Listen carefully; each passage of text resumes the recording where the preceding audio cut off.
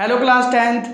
आज हम करेंगे अपना चैप्टर नंबर 11 जो कि है एरिया रिलेटेड टू सर्कल, वृत्तों से संबंधित क्षेत्रफल। और ये आपका चैप्टर नंबर 11 है।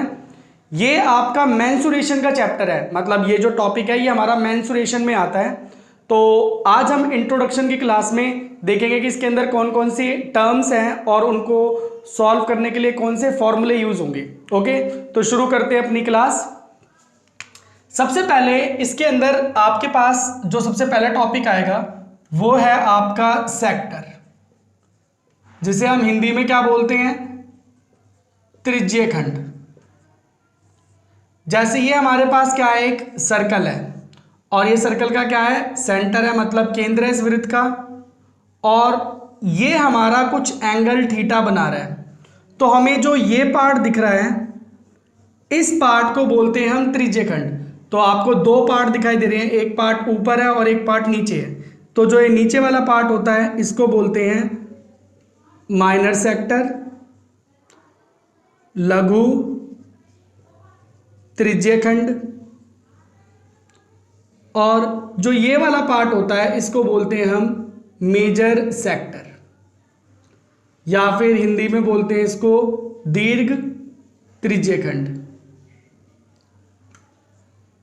अब अगर हमसे पूछ लिया जाए कि इस सेक्टर का एरिया फाइंड करो, मतलब इस वाले सेक्टर का एरिया फाइंड करो या इस वाले सेक्टर का, तो सबसे पहले आपका नॉर्मल एरिया ऑफ सेक्टर, मतलब त्रिज्यीय खंड का क्षेत्रफल, इसका जो आपका फॉर्मूला होता है ये होता है थीटा, मतलब जितना ये एंगल होगा वो अपॉन में 360 इंटू में पाई आर स्क्वायर। तो इससे आपको ये एरिया मिल जाएगा, ये क्षेत्रफल आप निकाल लोगे। लेकिन अगर आपसे पूछ लिया जाए कि ये वाला निकालो तो ये क्या हो गया आपका मेजर, तो आप लिखोगे एरिया ऑफ मेजर सेक्टर या फिर दीर्घ त्रिज्यीय खंड का क्षेत्रफल। अगर हमसे पूछता है क्वेश्चन में तो इसका फॉर्मूला हो जाएगा 360 माइनस थीटा अपॉन में 360 इंटू में पाई आर स्क्वायर। तो ये हुआ आपका पहला टॉपिक जो हुआ सेक्टर कि त्रिज्यीय खंड क्या होता है। और अगर हमें इसका एरिया निकालना हो तो हम इस एरिया को निकालने के लिए इस फॉर्मूले को यूज करते हैं, जिसे बोलते हैं एरिया ऑफ सेक्टर, जो होता है theta by 360 pi r square. Hindi में इसको बोलते हैं त्रिज्यीय खंड का क्षेत्रफल। और अगर आपको मतलब इस फॉर्मूले से आप ये वाला निकालोगे जो एंगल गिवन है, लेकिन अगर आपसे पूछे कि हमें ये एरिया भी फाइंड करना है तो इसके लिए आप इसमें ये फॉर्मूला लगा दोगे, जहां पे आपको क्या करना है, सिर्फ ये काम करना है, 360 माइनस थीटा अपॉन में 360 और क्या हो जाएगा पाई आर स्क्वायर। तो ये था हमारा पहला टॉपिक जिसमें आपने क्या पढ़ा, सेक्टर के बारे में पढ़ा। आगे चलते हैं।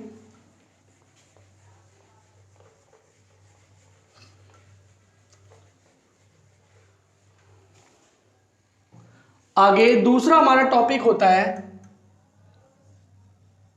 आर्क, जिसे बोलते हैं चाप।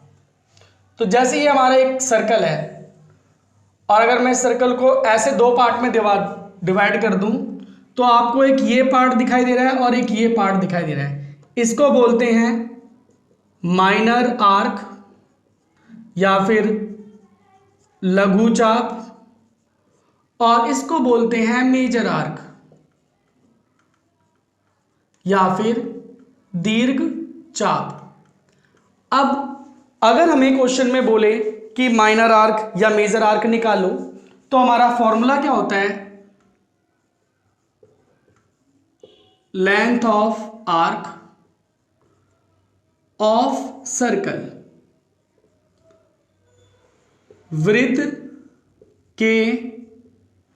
वृत्त की चाप की लंबाई।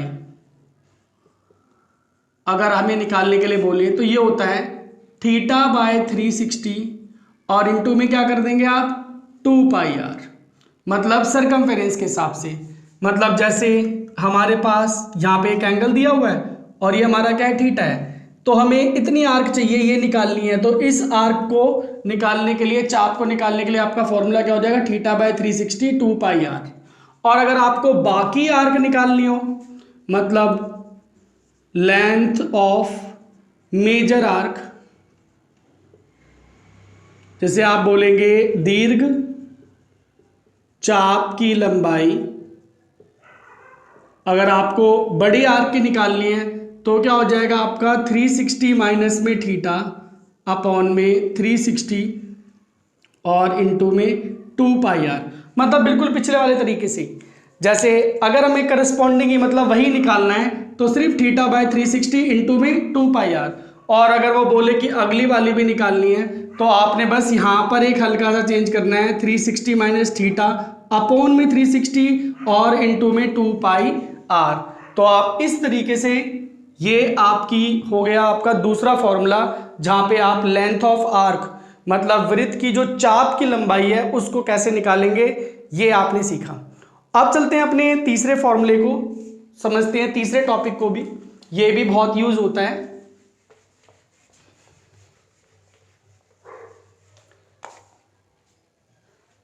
हमारा जो थर्ड टॉपिक है ये है हमारा सेगमेंट, या फिर इसको बोलते हैं हम वृत्तखंड। ये रहा हमारे पास एक सर्कल और ये हमारे पास एक कोड है, सर्कल का सेंटर O है और ये हमारे पास क्या है, एक थीटा है। अब हमें जो ये पार्ट दिखाई दे रहा है इस पार्ट को हम बोलते हैं सेगमेंट ऑफ सर्कल या वृत्तखंड। एक पार्ट ये है और दूसरा पार्ट आपका ये पूरा है, ये रहा, तो इसे हम क्या बोलते हैं, वृत्तखंड बोलते हैं। ये हमारा छोटा है तो इसको बोलते हैं माइनर सेगमेंट, और ये पार्ट हमारा बड़ा है इसको बोला जाता है मेजर सेगमेंट। मतलब ये हो गया आपका दीर्घ वृत्तखंड और ये हो गया आपका लघु वृत्तखंड। अब बात आती है हम वृत्तखंड को अगर इसका एरिया निकालना है तो वो कैसे निकालेंगे। तो इसके लिए आपका फॉर्मूला होता है एरिया ऑफ सेगमेंट का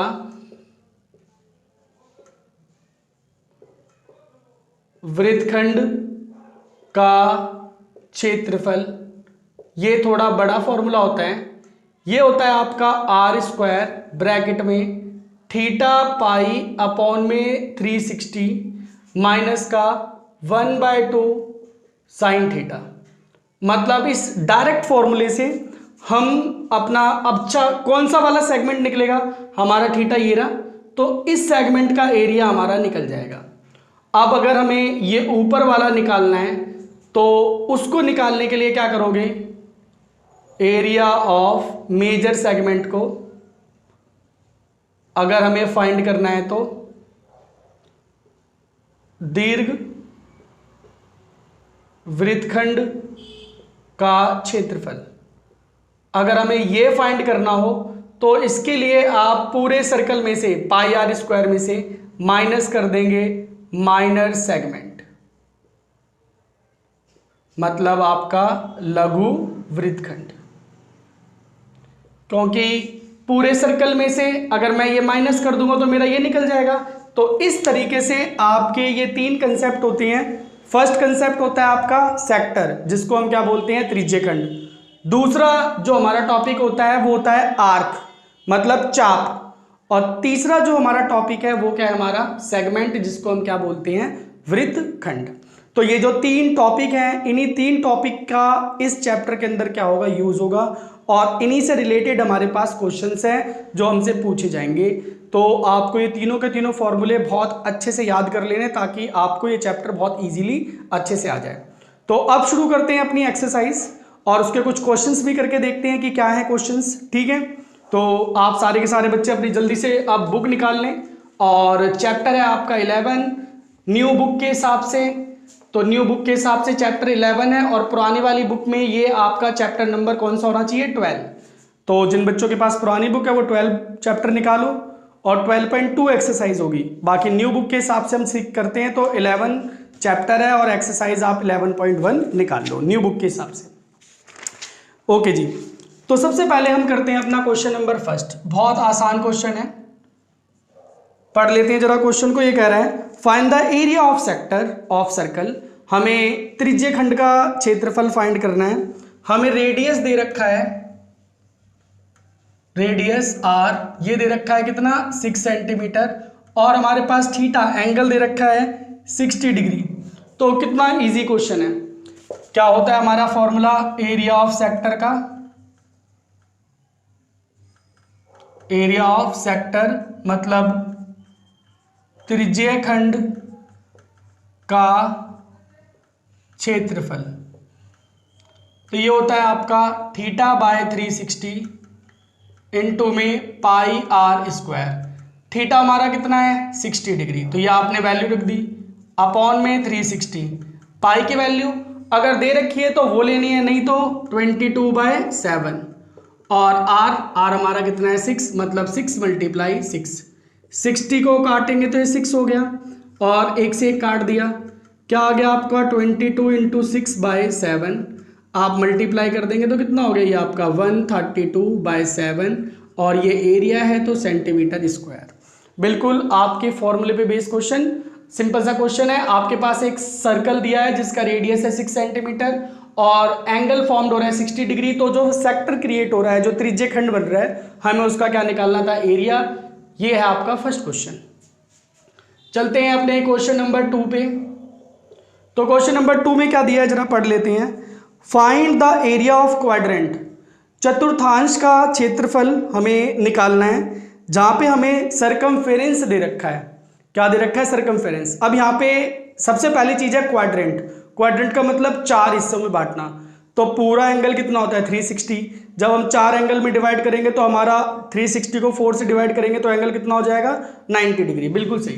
तो आपका यहाँ पे थीटा कितना हो गया, थीटा हो गया हमारा 90 डिग्री। और हमें सरकमफेरेंस, जिसे हम बोलते हैं परिधि, ये दे रखी है हमें, इसके अंदर वैल्यू 22 सेंटीमीटर। अब सरकमफेरेंस का फॉर्मूला क्या होता है 2πr = 22। तो ऐसे ही पाई की वैल्यू क्या हो गई 22/7 इंटू आर = 22। यहां से हम r की वैल्यू निकालेंगे तो 22 ऐसे ही 7 ऊपर चला जाएगा, और ये दोनों जो बचे हैं 2/22 ये नीचे आ जाएंगे। देखो इससे ये कैंसिल आउट हो गया, तो क्या वैल्यू आ गई हमारी 7/2। अब एरिया ऑफ क्वाड्रेंट या फिर चतुर्थांश का क्षेत्रफल, फॉर्मूला लगा देंगे θ/360 पाई आर स्क्वायर। अब थीटा हमारा कितना है 90 डिग्री बाय 360, पाई की जगह 22/7, आर स्क्वायर की जगह 7/2 और 7/2। देखो एक 7 से तो हमारा 7 कैंसिल, 90 1 × 90, 90 4 ज़ा, यहाँ से काटा तो 2 और इधर क्या आ गया 11। अब क्या बच गया ऊपर 11 × 7 कितना हो गया आपका 77, और 2 2 ज़ा 4 2 ज़ा 8, तो 77/8 सेंटीमीटर स्क्वायर। ये हो जाएगा हमारे उस क्वाड्रेंट का एरिया। ओके जी बच्चों, तो ये था हमारा क्वेश्चन नंबर 2। अब चलते हैं अपने क्वेश्चन नंबर 3 पे। ओके, ये तो सभी को समझ में आ गया ना अच्छे से। फॉर्मूले सभी अच्छे से याद कर लें, क्योंकि बिना फॉर्मूले के हमें हर टॉपिक में प्रॉब्लम होती है। तो अगर इस टॉपिक को बहुत अच्छे से क्लियर करना है आपने, तो आपको अपने फॉर्मूले बिल्कुल क्लियर कर लेने हैं। चलते हैं क्वेश्चन नंबर 3 पे।